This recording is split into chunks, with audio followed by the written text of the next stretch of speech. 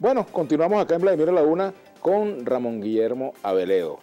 El lenguaje es muy importante en esto del diálogo, Ramón Guillermo, igual que la acción.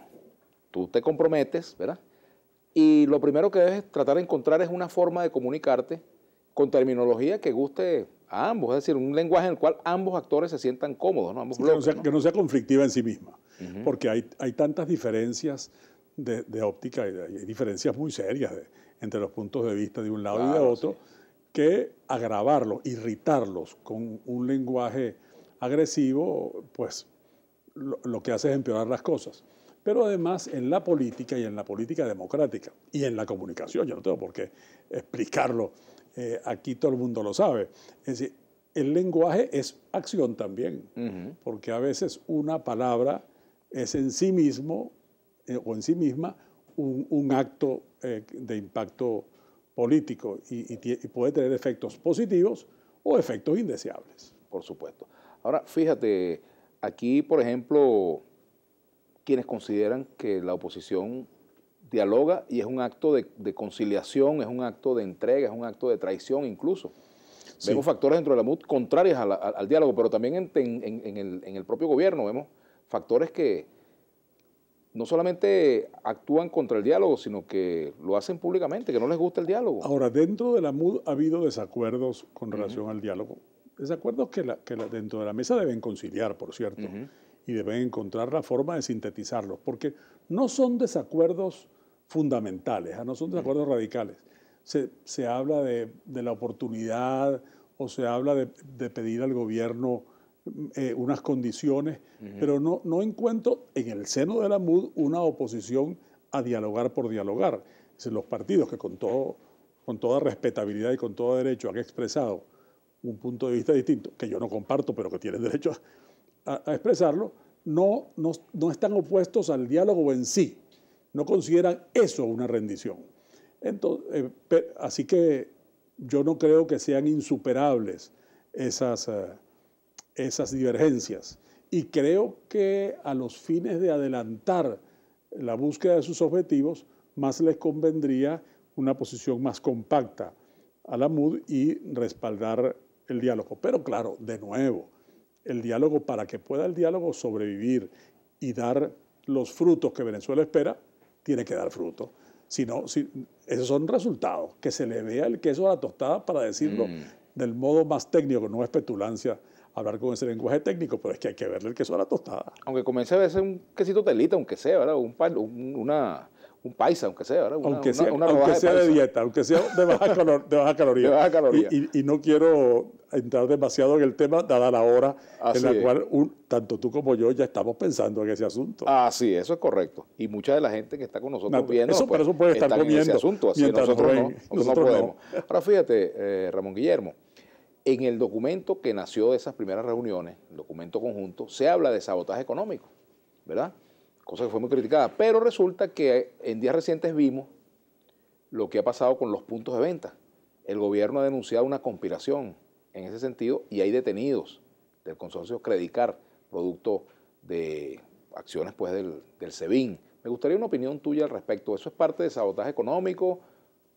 Bueno, fíjate, o es una fantasía tropical. En el mundo opositor se piensa que el gobierno es responsable del sabotaje económico, que las políticas públicas adelantadas en el plano de la economía y del fiscal y petrolera sabotean la economía venezolana. Así que el término es bastante neutro. El gobierno acusa a la oposición de sabotear y la oposición piensa que el gobierno sabotea. Pero aparte de la consigna y de la propaganda, a mí me preocupa mucho cuando la gente se va haciendo preso, porque la primera víctima de la mentira es el mentiroso.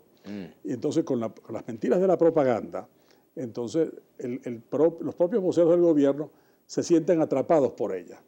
Hay una guerra económica. Entonces, si hubo ese colapso del viernes pasado, no tiene que ver con la falta de efectivo, no tiene que ver con el nerviosismo que había de todo el mundo para poder sacar la cantidad limitada que le dijeron, con el uso de las tarjetas porque no podían sacar efectivo de sus cuentas. No tiene que ver pues con decisiones oficiales, sino con un sabotaje cibernético. Bueno, y entonces eso tiene una consecuencia. Yo tengo que poner a una gente presa para demostrar que después van a terminar soltando. Después van a terminar soltando porque eso no va a tener ningún piso en la vida real. ¿Por qué? Porque es difícil que desde, no sé, yo sin saber de eso, pero me parece de sentido común, que desde una de las compañías de tarjetas de débito y de crédito se pueda sabotear a todo el sistema. Me parece como aquella vez que un diputado dijo que a través de la televisión podían espiarnos. Es decir, que nosotros podríamos desde aquí estar mirando a la gente que nos está viendo y ver lo que está en este momento comiendo, o lo que está haciendo, o cómo está vestido. Yo por si acaso no me he visto frente al televisor. No vaya a ser. No vaya a ser cosa. Ahora fíjate, Ramón Guillermo, pero el propio director del SEBIN hablaba de detenidos vinculados presuntamente a la MUD. Sí, no, cómo no, si es que una de las cosas que caracterizan a este gobierno es que nunca es responsable de nada. Todo es responsabilidad de los demás, preferiblemente de la mesa de la unidad.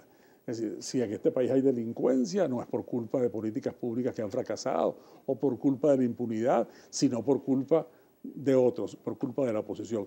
Si hay escasez, es culpa de la oposición. Si hay inflación, es culpa de la oposición.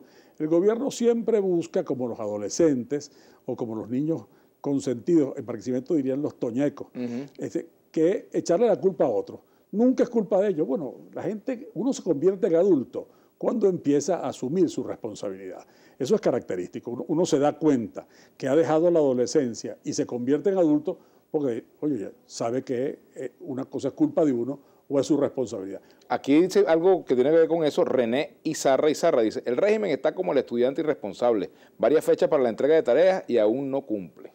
Sí, o el estudiante que dice, pero ese examen era hoy, y entonces empieza a pegar carrera.